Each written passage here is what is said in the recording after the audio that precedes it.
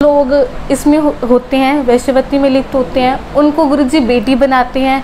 उनका अगर बीमार वगैरह है तो ट्रीटमेंट पूरा होता है, उसके बाद उनकी शादी की जाती है एक अच्छे पढ़े लिखे परिवार में, और उनकी विदाई गुरुजी खुद एक पिता के समान करते हैं।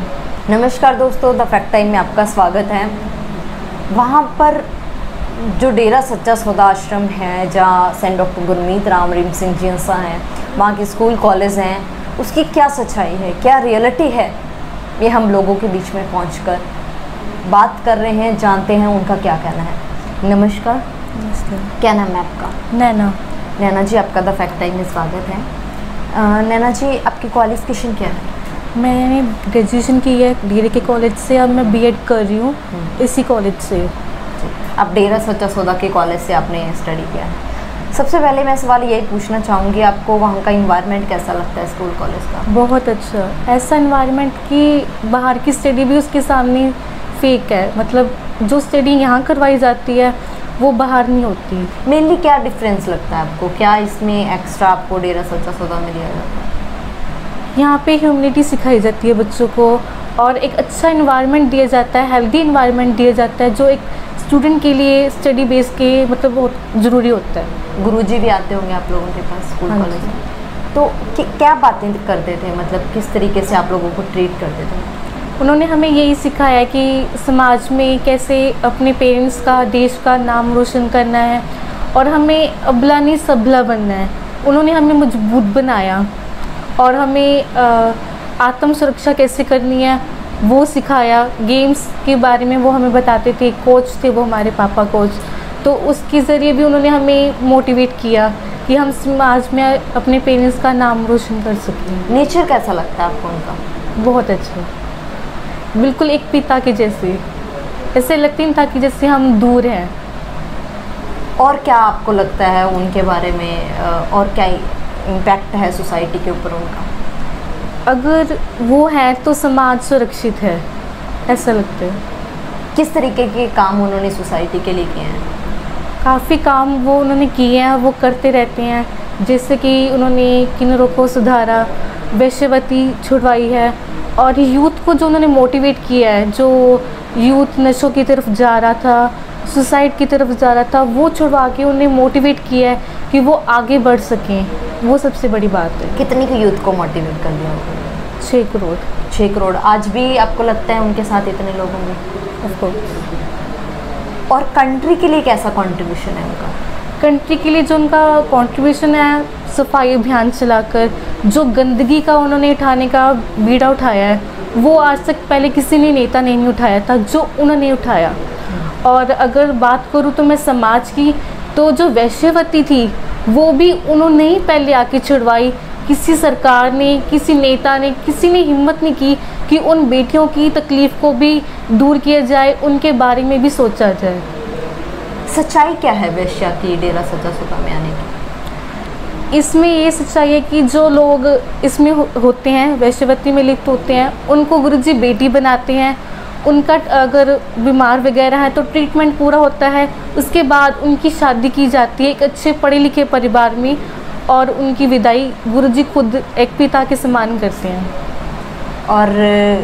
और कैसे क्या क्या होता है वहाँ पर? जैसे लोग जाते हैं तो क्या सिस्टम रहता है मेनली वहाँ पर? सिस्टम मतलब सत्संग में कैसा सिस्टम रहता है, क्या क्या अरेंजमेंट्स होते हैं वहाँ पर? सिस्टम की अगर मैं बात करूँ तो ऐसे सिस्टम मैंने कहीं नहीं देखे।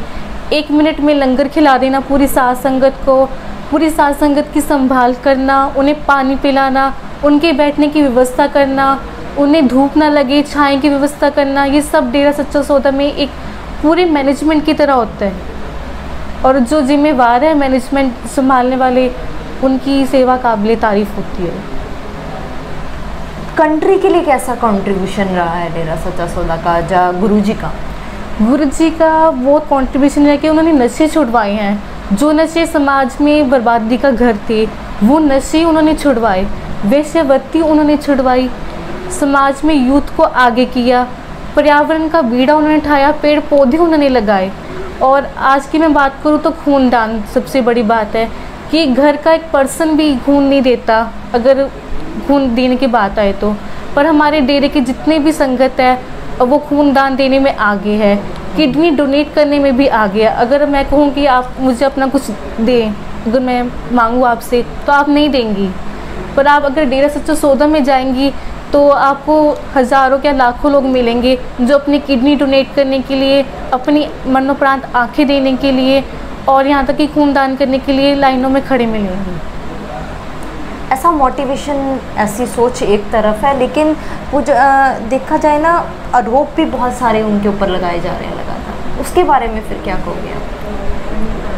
जो काम इतने मानवता भलाई की करता है उसके ऊपर कुछ ना कुछ आरोप या समाज की बुराइयां तो आगे आती ही हैं, और ये आरोप जितने भी हैं वो सब झूठे हैं। ऐसा क्यों लगता है आपको झूठे हैं?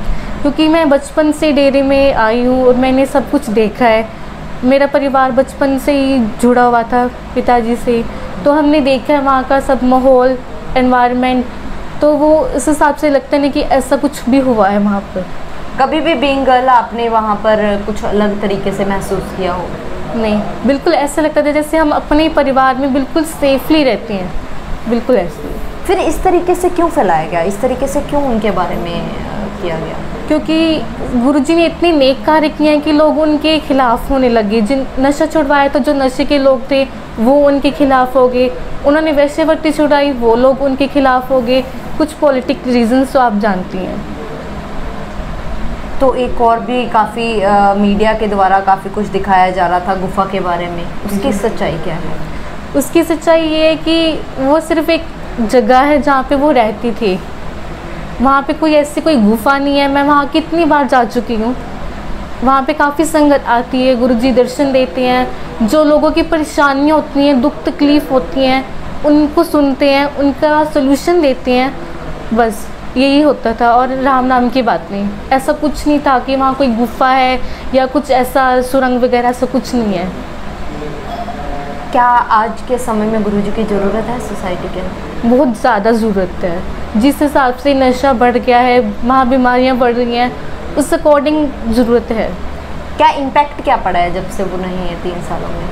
जब से गुरुजी गए हैं तब से सब कुछ मैंने देखा है। जैसे बाढ़ वगैरह आती है तो गुरुजी थे जो वहाँ पे जाके लोगों की मदद करते थे। आजकल कोई उनकी मदद के लिए नहीं गया। क्या मांग करोगे आप सरकार से? यही सरकार से मांग है कि इतने अच्छे और इतने नेक पर्सन को उन्होंने जो रखा हुआ है वो गलत है, और जो एलिगेशन उसके ऊपर लगाएंगे हैं वो भी गलत है।